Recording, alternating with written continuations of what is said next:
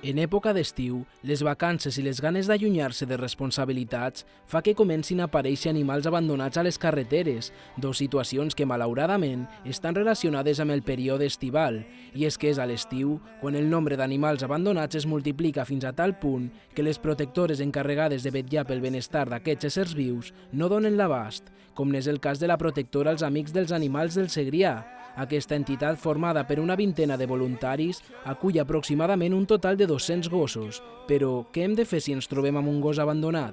Una de les voluntàries de la protectora, la Claudia Díez, ens ho explica. Cuando la gente se encuentra un animal abandonado, lo que hay que hacer es llamar a la urbana y posteriormente ellos lo que hacen es localizar a la perrera municipal para que estos lo recojan.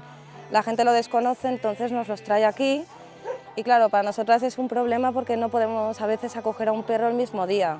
Aquí hay casi 200 animales, hemos de valorar el carácter, si es macho, si es hembra y buscar un hueco.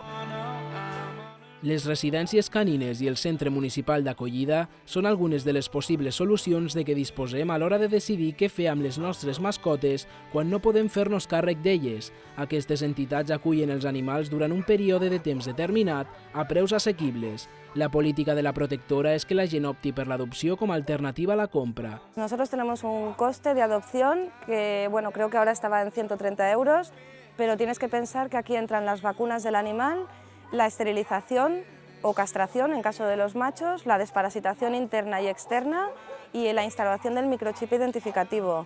Todo esto, cualquier persona responsable que quiera tener una mascota sabe que en cualquier otro veterinario de manera particular hablaríamos de más de 400 o 500 euros. Tener un animal de compañía no es ninguna obligación, entonces se tendría que mentalizar muy bien la gente, que son seres vivos. Si nadie tiene la responsabilidad suficiente para tener un animal, que no lo tenga.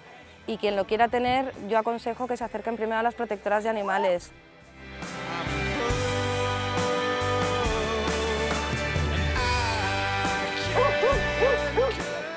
Ens van trucar d'un poble que si la podíem anar a buscar perquè els nans la maltractaven del carrer i no. La vam anar a buscar, va arribar aquí i al cap d'un mes i mig ens vam trobar que havia tingut 5 cadells. 2 setmanes després ens van deixar una caixa de cadells a l'entrada i com que no sabíem què fer amb ells, perquè a més eren recent nascuts, els hi vam ficar amb ella i allà va treure els 10 cadells endavant. A veure, aquesta gossa la va adoptar un senyor fa 5 o 6 anys i ens la va tornar quan feia 5 anys que la tenia perquè no la volia més. És molt bona gossa, però bueno, aquí està, perquè el senyor se'n va cansar un bon dia de tenir la gossa. Aquesta és la Queen, aquesta fa que la tenim un meset, encara no. La van trobar a Mollerussa una voluntària quan venia a fer les feines de voluntariat.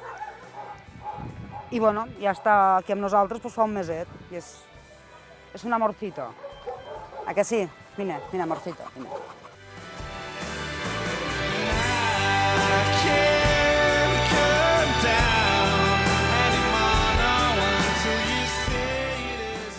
Aquesta gossa ve de Navalmoral de la Mata, l'anem a sacrificar i bueno, llavors ens van demanar ajuda perquè ells ho tenien molt inundat per les inundacions que va haver-hi a Cuenca abans de l'estiu i ens en vam quedar nosaltres.